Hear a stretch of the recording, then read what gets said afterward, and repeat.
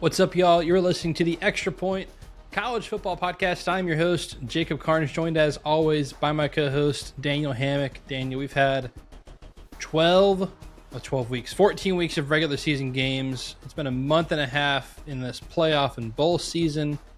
We've got one game left for the national championship. It's Indiana. It's Miami. We're going to break down both of their semifinal wins, as well as preview and make a pick against the spread and for the game for the national championship on January 19th. Next time you will see us after this episode will be after the national championship. We'll do a Natty recap and a little post-mortem on the 2025 season. I've got some things, I'm sure you do too. I've got some thoughts I want to get off my chest on the state of college football. We've got a full offseason for it. But we still have one more game left. Is it just me, or does it feel like I felt this way before the semis too, Daniel, that I'm like, man, there's a semifinal game tonight. I can't believe football's still going on. It feels like it's dragging its feet. Yeah, it's weird because when there's not, and this is not an indictment on the teams that were there. Of course, we talked about how this is kind of new kids on the block a little bit, but you're lacking some of those bigger brands that bring eyeballs, whether it be, Notre Dame, Ohio State, Georgia, Alabama, whoever. It just lacked a little bit of that big game punch, I feel like. And when you've got that coupled with a very busy NFL cycle, very big head coaches moving in the NFL, and obviously the NFL playoffs. Anytime college football going up against NFL playoffs, I know we'll talk about this more in the offseason, but that kind of, they weren't timed out, at the same time, but because they're, on a different day of the week, NFL kind of takes over Saturdays in January. It kind of becomes, one of those things where if your team isn't playing, it does not feel like, oh, I need to stop what I'm doing and you make sure I have my game day snacks and I have all this stuff set aside like you normally would. It was kind of I don't want to say underwhelming. I don't think that's the right term, but it definitely did not feel as big of a production as you would hope it to be. Well, and TV viewership numbers just came out, I think a couple days ago. Did you see these by chance? Actually, these came out today. Seen them yet. The Thursday night game, the Fiesta Bowl, was down 11% from the Thursday night semi last year. And the Friday night game was down 13% from the Friday semifinal game last year. Look, bottom line is, big brands being out definitely affected this. Like last year, that Friday game was Ohio State and Texas. Like it or not, more people are going to watch that game. I don't think TV viewership ratings and numbers should determine what we do, because the wrong way to look at this is we need more big brands in. Let's expand to 24. For the love of God, we've only had this thing for 2 years. God, can we stop? But I do think it's just interesting that, again, I think that, college football's growth and explosion in popularity is not guaranteed. And so this is the NASCAR thing, man, is don't count on your diehards always showing up. You got to make sure you take care of your diehards and not just try to attract casuals, and count on your diehards to always be there. Bill Conley wrote about this in his latest book, For Progress, and I thought he made some really good points about it. Ryan McGee was quoted in it, because I didn't realize this. He was working for NASCAR at the time, and he even heard, like, in meetings, them say, like, don't worry about the diehards, they'll always be there. And as they're making these changes, like, that was said out, the quiet part was said out loud. Yeah. And NASCAR lost their audience. All that being said, look, this is a football podcast. I think it's the greatest sport in the world. Still think it's the greatest sport in the world. Just Absolutely. Interesting, the semifinal numbers. And I'm like, even me as a diehard, I thought it was interesting that I'm like, man, I feel like the hype to the national championship is not, dude, heading into conference championship weekend, it's like all the momentum. Yeah, football back to back to back to back to back. I want it to feel that way heading into the Natty, and not just. Yeah. That's a really good way to think about it. Yeah. That's why I like and we can do a whole episode on this, but I like I guess we're calling it the landing model of just keep going week to week. Like regular season ends, conference championship weekend ends, if we still have that, just that next Saturday, playoff games, the next Saturday, playoff games, and let's end January 1st, and we can end the season before the portal window opens. Look at that. That'd be great. Solves all your problems right there. It solves one of the problems. Anyway, Daniel, we had some semifinal games.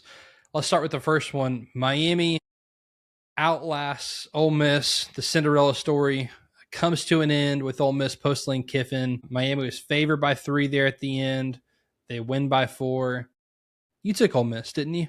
Did you take Ole Miss? I took Ole Miss and a prayer, just thinking, hey, Miami's probably a better team, but Chambliss, the way he was playing, and there was moments, man. This one went back and forth.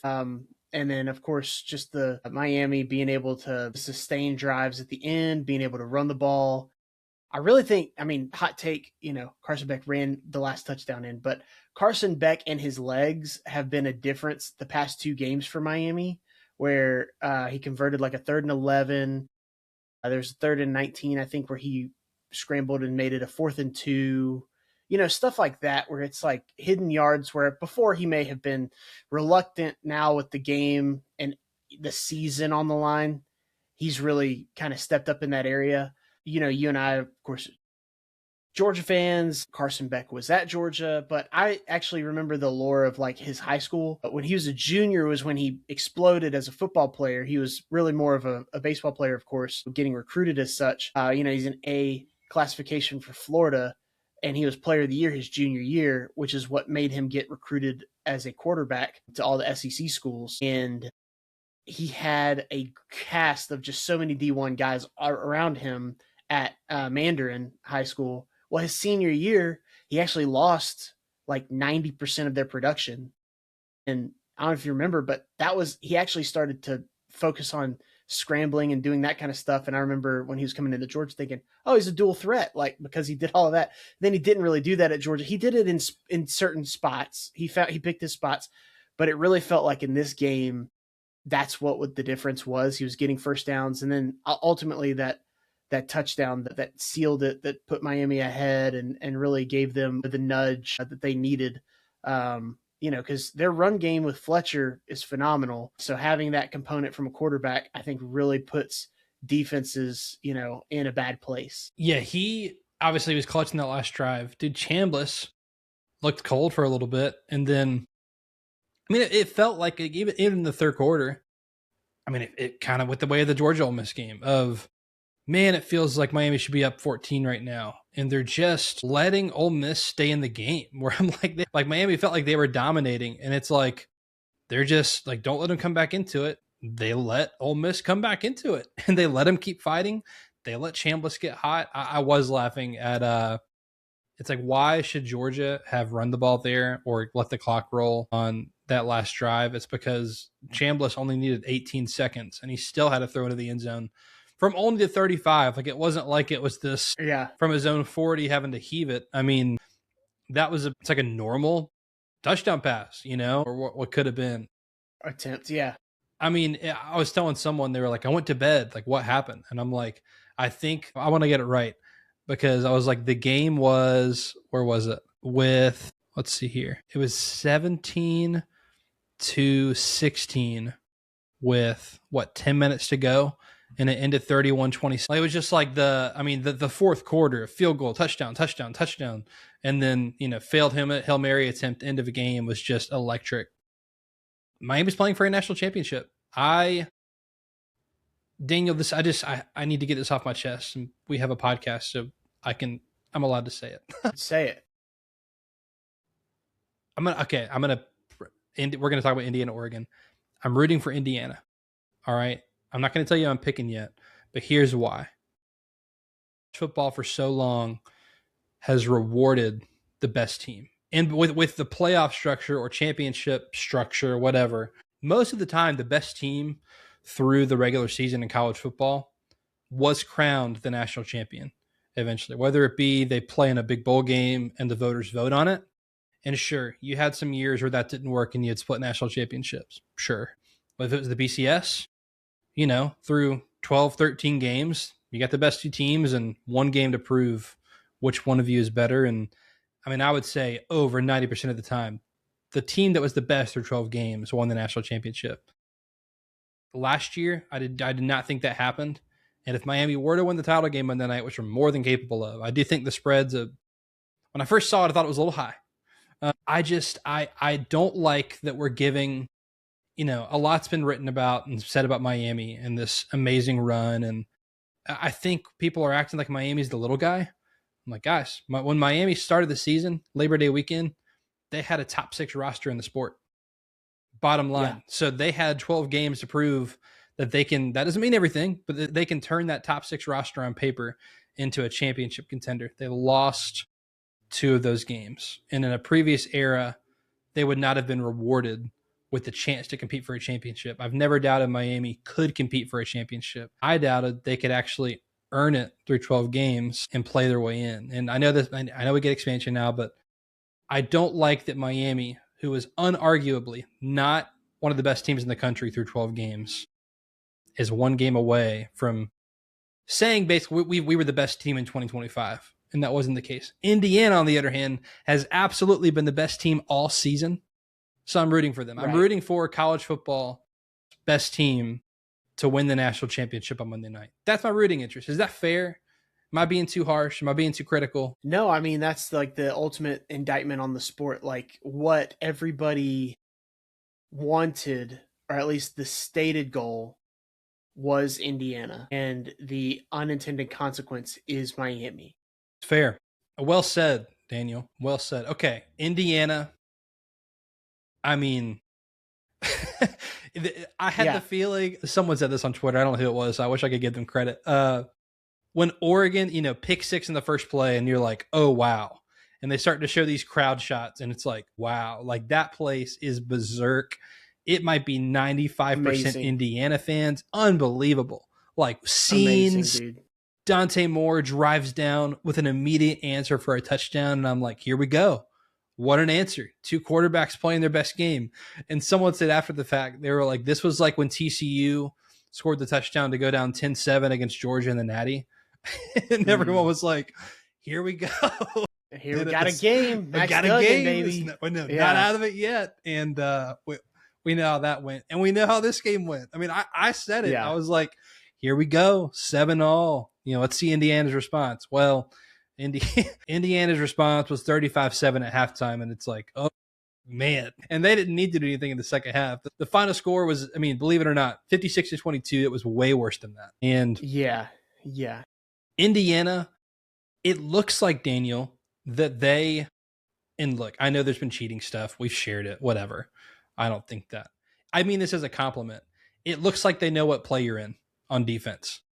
It looks like they know exactly what you're in and what you're going to run. And it seems like they're dropping 8 when it's a pass play, and it seems like they're sending 6 when it's a run play in the right gaps. They're jumping flat routes. And I just compliment the scouting because they are so prepared. And they blow Oregon out. I mean, I couldn't believe it. I was watching, and I bet there's people who turned it off, and the viewership numbers say so because of how big of a blowout it was. And again, they continue to prove me wrong, and they've played 15 games that they've been the best team through 15 games in college football this year. Yeah, I mean, okay, here's story time for me. Okay, you and I both, we're family men, all right? We've got beautiful wives, we've got children. Apparently, we're fathers of young children. Yes. College football is very important to us. Yes. All right. Also, there are some things that sometimes supersede in the moment, especially if it's not your team technically playing. Look, YouTube TV is phenomenal where you can catch up to live plays through key plays, and it gives you some great snippets. So shout out YouTube TV. Please don't take ESPN away again. All right. Please. This game, all right, right around bedtime, I'm getting my daughters in bed. Both of them are in bed. They're 7 and now 4. So I'm like, all right, great. We've got, I still call him a newborn, but I guess he's 4 months old. I'm getting him together and we're doing something. I think he had a diaper change. It's a whole situation. And I'm like huffing and puffing. I'm like, okay, well, the kickoff's delayed, so we're fine. Everything's fine. I'm going to make it back. Cause I really like seeing the beginning of a game. I mean, I'm a purist. I know you are too. Like, dude, just let me, I want to see national anthem. I want this whole thing to start. I'm like, look, if I can at least see opening kickoff, we're fine. I don't have to, if I need to pause at the first commercial, it's fine. Anyways, I'm saying this whole story because I finally get my son ready and I bring him in. I'm like, I'll just bring him in to watch the first couple plays while my wife gets ready, because then she's going to take the kid and I'll be able to watch this game in peace, uninterrupted. I swear we're not a 1950s household, but that's how it goes. Anyways, that being said, I hustle and I'm like, oh, okay, I've only missed the opening kickoff because all I do is look at the clock. Oregon has the ball. I had seen that they were going to receive. So I saw that they were going to receive, ran back to the room, and then came back out. And I saw the clock, what was it, like 14 and 14:52, 14:49, and they ran a play. I was like, oh, okay. I was like, And I still have not noticed on the score bug how it says 7-0. I hadn't noticed. And I'm sitting here like, okay. And I'm like, oh, dude, Oregon, they're coming with it. And then I look and I'm like, 7-0. I thought Oregon received. Does that say 7? And I was like, maybe I missed something that they did not receive, and maybe I heard wrong, but Indiana received and they ran it back. I go back and watch it because I missed the pick six. And so I came back and watched it, flabbergasted, dude. That was an amazing play. And dude, it was so good. And then watching Oregon go down, same feeling that you had, go down and score. Indiana then answers, and then there was some back and forth, and then Oregon got a punted to them, and I don't know if they fumbled on that play. I can't remember the exchange, but that was their moment to go down and like tie it up. It was 14-7, and Oregon received the ball back, and then they didn't. I think they had a turnover as they were, they had like a 4th down they went for, they didn't get, and it was like a turnover very quickly. It was just, it's like when it rains, it pours. And yeah, it turned into, very much yeah, let me see here. Yeah, I'm not gonna rehash it all. Anyways, it was very much, I just remember being like, Oregon's in this. I was of course pulling for Oregon because I wanted to be right. I picked Oregon. And then as soon as that happened, I was like, dude, Annie is just too good. You can't go 3-0 in turnovers against this Indiana team. They're not going to beat themselves. You've said it. Others have said it. And so, I mean, Fernando Mendoza, 77 passing yards, 5 touchdowns. I mean, this guy's on a short field all game. They're not having to go the length of the field. They're doing the little things right. They're good in all 3 phases. It's not just, a good defense that's propping up the offense or vice versa, or a special team. Like, they're putting themselves in position every game. This was the quintessential opportunity right here of a very good Oregon team with very many NFL players all across the field. So, yeah, I mean, hats off to Indiana. The family and I went on Saturday. Jacob, I mentioned this to you and Hunter. I was driving up to Chattanooga just to go for a family day on Saturday. And I had forgotten that, oh yeah, the Peach Bowl was in Atlanta, and we were surrounded by Indiana fans. I mean, there was probably 100 people that I saw on the way up that were all traveling back home. So it kind of gave me a sense of, I don't know if nostalgia is the right word, but just like, hey, this is really cool to see a fan base going through this for the first time. For whatever we think about the current state of college football, Indiana. So I'm with you. I am pulling for Indiana in this championship for the reasons that you stated of wanting a champion to be representative of the whole season and how they've overcome all that. But really, dude, these Indiana fans, I mean, they are experiencing this for the first time. It's a really cool story. And like, they've been waiting for something like this to happen. Someone was like, oh, these brand new Indiana fans. I'm like, they've been Indiana fans. This is a huge, alumni, and I think it's the biggest living alumni. Yep. Someone said that. It is. But these are all basketball fans that have been like, yeah, I mean, we'll watch Indiana football, but like, people, they haven't had anything to cheer about. So now they do. Congrats to them. This is very fun. But yeah, dude, we're here. They won. We've got Indiana, Miami. Let's not belabor the point, dude. Let's talk about this national championship. Indiana, Miami, 15-0 versus 13-2. One more game. Indiana going for, I mean, it's not even controversial at this point. Indiana going for what could be one of the greatest runs ever in the sport. One of the greatest stories in the history of the sport. I would say if Indiana wins it, would be the greatest story in the sport in my lifetime. And by far since we started covering college football on this podcast. Indiana's an 8.5-point favorite. This started off, Daniel. I thought I saw it at 5.5 or 6.5. Maybe it started off at 6.5, and it has crept up to 8.5. I've seen some people pick Miami, though. We'll see what the late money does, but we've got it here at 8.5 points. It's in Miami. It is in, or Coral Gables. I mean, it's in the stadium where Miami plays their home football games for the national championship there in Hard Rock Stadium. Daniel, who do you have winning the college football national championship? Yeah, you know what the get-in price is for this? Have you seen it? Oh, I looked at. Was it like $7,000 or something? No, it's not that bad, but it is $3,000, $3,100. Yeah, $3,000 to get in. That, I mean, there's like, $30,000 seats in the lower bowl. I mean, that's Super Bowl money. Yeah, so this is a big time deal. It's crazy. Miami being in it at home is crazy when Miami fans don't normally even go to Hard Rock Stadium. They didn't realize that they could do this all year and it would be cheaper. Their team maybe wouldn't lose at home. And then Indiana, I think this is going to be Indiana crowd again. I think these people have money to spend. They've been waiting on it. So I think so too.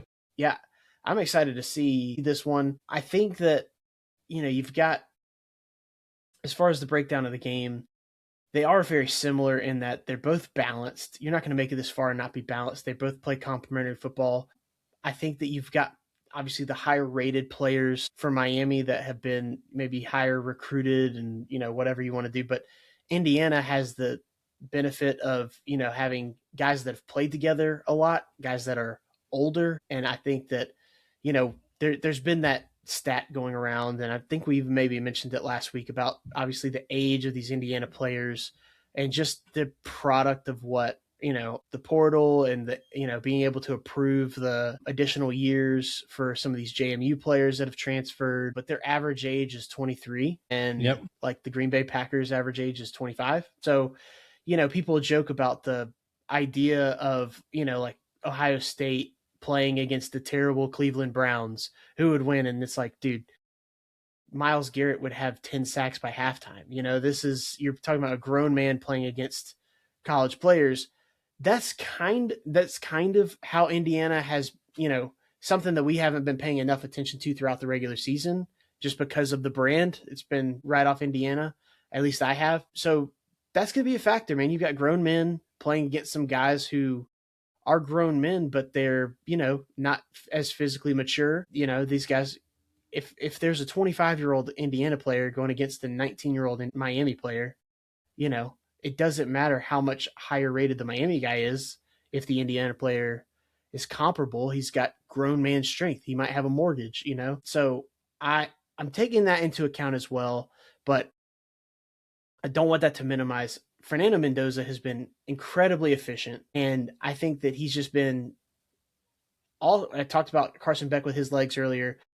Mendoza with his legs has gotten out of a couple of bad plays against Oregon and against Ohio State in the Big Ten championship, and he throughout the season he's had some big plays with his legs that I think have extended drives or have given Indiana some life. So I am picking Indiana. They'll probably hate me to do this. This is the first time I've picked them all year. I'm going to pick them to cover. I think that Miami has enough turnover ability or problem. I think they're going to run into some things with Indiana where Indiana's, again, not going to beat themselves. Miami might take some chances that will lead to additional Indiana possessions. Yep. They've got that gene in them. I mean, Carson Beck's got 11 interceptions. He's been on a little bit of a hot streak recently, of course, getting to where he is now. But I think that is a possibility. If they played it straight up, I think Indiana wins. But the line for it to be a cover for Indiana, I think there's going to have to be turnovers. And I think that happens. So give me the Hoosiers. I'm going to lay the points. I'm also taking Indiana, and I'm also laying the points. Not just rooting for it. I'm picking them. Daniel, but let me say the other side, though, because this is the national championship, so we've got time to break this down a little bit. Like, how does Miami win this game? I think it's easy. They continue to run the ball at the clip they've done throughout the playoff, which is at least 150 yards a game. They've done that in every playoff game. Their defense, a lot will be said about this. I'll say it here too. Their lines of scrimmage outweighs Indiana's lines of scrimmage. I think it's by an average of like 40 pounds. It's something crazy. of like Miami's much bigger on the lines of scrimmage. And look, in 2025, that still wins football games.